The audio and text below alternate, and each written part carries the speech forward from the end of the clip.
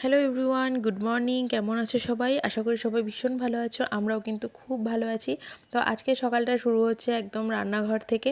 আর একজন হাউস ওয়াইফের সারাদিন কী চলে সংসারে, তো চলো তোমাদের সাথে সেটাই একটা ছোট্ট করে ভিডিওর মাধ্যমে শেয়ার করছি। তো আমাদের যে কাজের দিদি আছে তার কদিন ধরে খুব জ্বর, হসপিটালেই ছিল, টনসিল ফুলেছে, তো সেই কারণে ছুটিতে আছে এখন।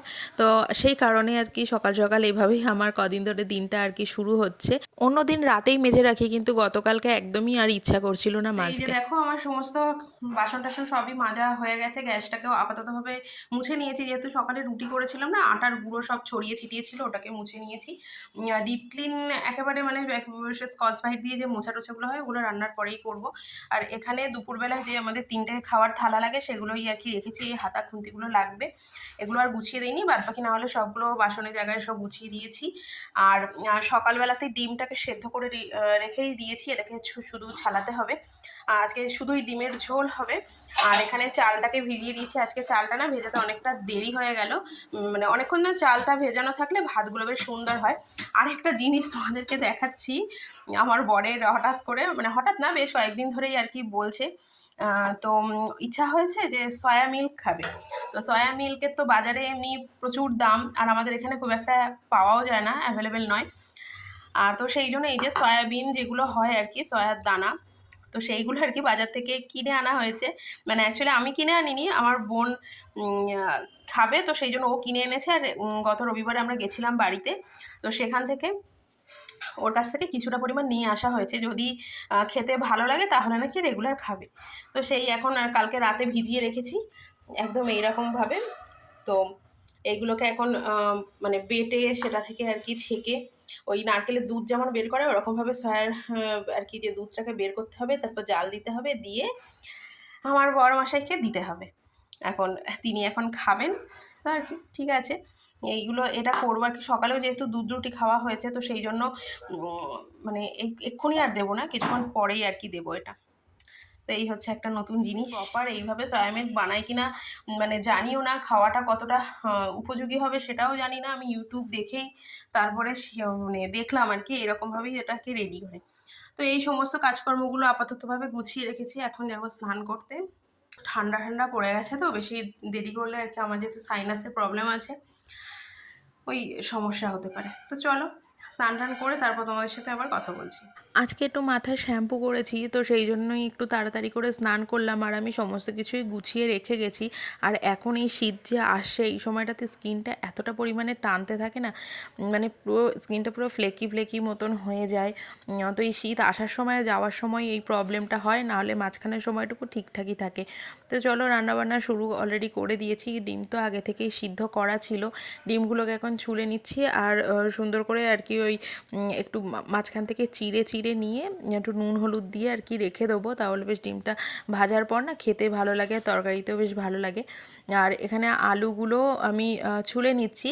আর এখানে যে এতগুলো আলু আছে এটা দুবেলার জন্য হচ্ছে, তো সেই জন্য একটু মানে বেশি করেই আর কি তরকারিটা করব, যেহেতু আজকে একটাই তরকারি করছি। কারণ ঘরে সেরকম খুব একটা আর কি সবজি নেই, একটা পেঁপে আছে, আর 2-3টে উচ্ছে আছে, মানে যা যা আছে সেইগুলো দিয়ে প্রপার একটা সবজি হবে না, তো সেই জন্য একটাই তরকারি করছি, একটু বেশি করেই আর কি করে নেবো। আর এই যে ডিমের ঝোলটা না আমার বর খেতে ভীষণ ভালোবাসে, একটু স্পাইসি হয়, একটু টক মিষ্টি ফ্লেভারের হয়, মানে ভীষণই একটা সুন্দর খেতে লাগে।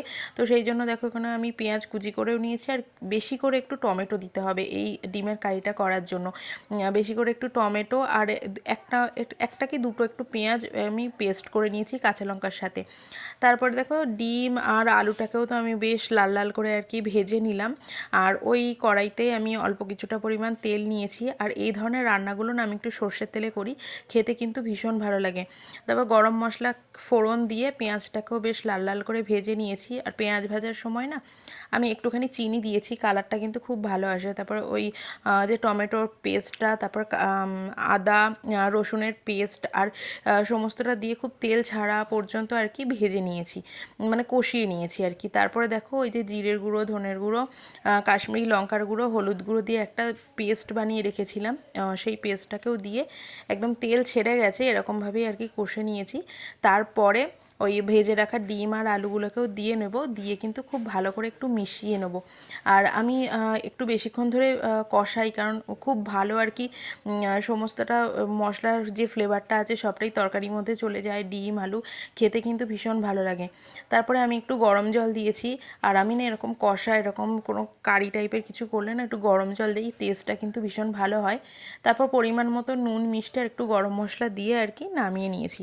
আর একটু গাঢ় গাঢ়ই করেছি, খুব বেশি ঝোলও করিনি, আবার খুব পাতলাও নয়, যাতে করে ভাতের সাথে আর কি খাওয়া যায়, যেহেতু একটাই মাত্র তরকারি হচ্ছে। আর দেখো কালারটা কিন্তু খুব সুন্দর এসেছে।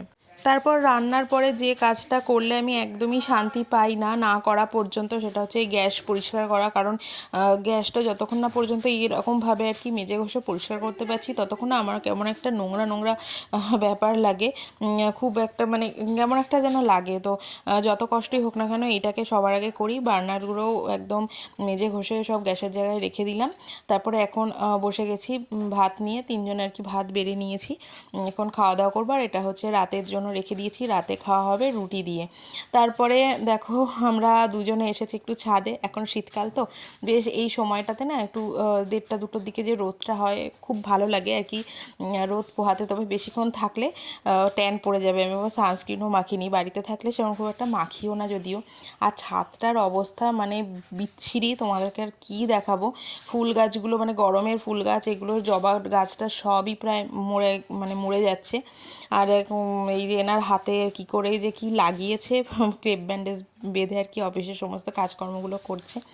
আর যে টাটা করে দিলাম, বললাম যে ভিডিওটা শেষ করে দেবো, কিন্তু ঘরে এসে দেখি যে মানে গতকালকে কিছু কাঁচা করেছিলাম, সেই কাঁচার এক স্তূপ সমস্ত কিছু রয়েছে। আর এগুলো এখন ভাঁজ করতে হবে। আর সংসারের সমস্ত কাজের মধ্যে সব থেকে ইরিটেটিং কাজ লাগে আমার এই গোছানোটা, মানে ভাঁজ করে রাখাটা। তো চলো, এই যে আমার গল্প করতে করতে আর কি ভাঁজ টাজ করেও নিয়েছি। এই ছিল আর কি দুপুর পর্যন্ত আমার সমস্ত কাজকর্ম, একটা ছোট্ট ভিডিও। তো চলো, তোমাদের সাথে নেক্সট ভিডিওতে আবার দেখা হচ্ছে।